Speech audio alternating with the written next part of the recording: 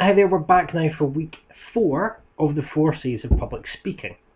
And now we go from the basics to the more advanced material. You see, on the first 2 C's, people tend to manage or at least get by with the basics. Most people have a rough idea of the content they want to say, even if it can be a bit squished in at times, and even if they end up skipping slides. And nowadays, with many talks prefabricated, with structures that already exist, communication, or at least the basics of it, tend to come naturally to many people. Delivery might be a little bit harder, but it's becoming rarer and rarer to come across mumblers or speed freaks, as I've called them, at conferences, or at least in public events. But this week, connection is a lot more difficult. And my thoughts on connection are by no means my own. Most of them come from John C. Maxwell's excellent book, Everyone Communicates, Few Connect. One of his guiding principles and one of the basic thoughts that you read in just about every one of his books is that people don't care how much you know until they know how much you care. I want to say that again. It might be worth writing down. People don't care how much you know until they know how much you care. In other words, you can be the most exquisite expert speaker who's ever been born, and people won't listen to you. On the other hand, they might listen to someone who has half of your knowledge, half of your speaking ability, but is able to connect to them heart to heart. John Maxwell also reminds us that people connect across common ground. I've had many wonderful conversations with strangers about parenting, because there are many things that only parents understand perfectly. It's the same when you go networking. You will find people who have similar interests to you, perhaps come from a similar background, and naturally you'll be swayed towards them.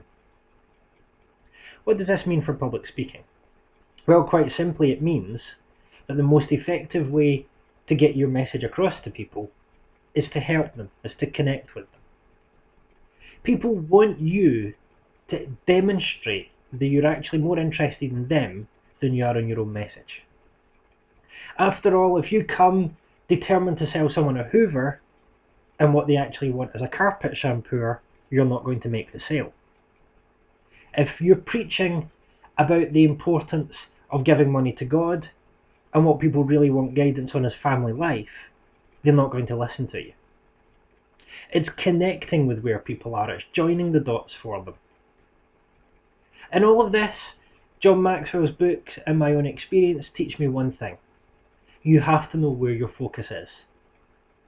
Most speakers focus on one of two things. They either focus on themselves, making themselves look good. I am the great speaker, I am wonderful, here is a list of my achievements on the wall.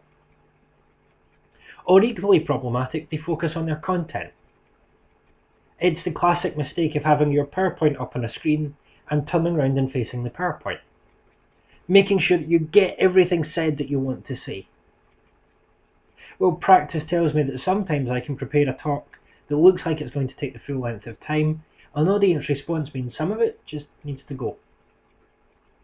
And my slides tend to be flexible enough that I can concertina the time if I need to, and no one notices the difference.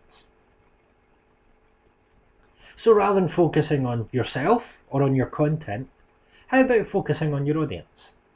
Now that seems a bit strange given that we've just had 2 weeks on content and communication. But the point is that sometimes even when you've worked over your content for months, you can come to present it and realise you have to change.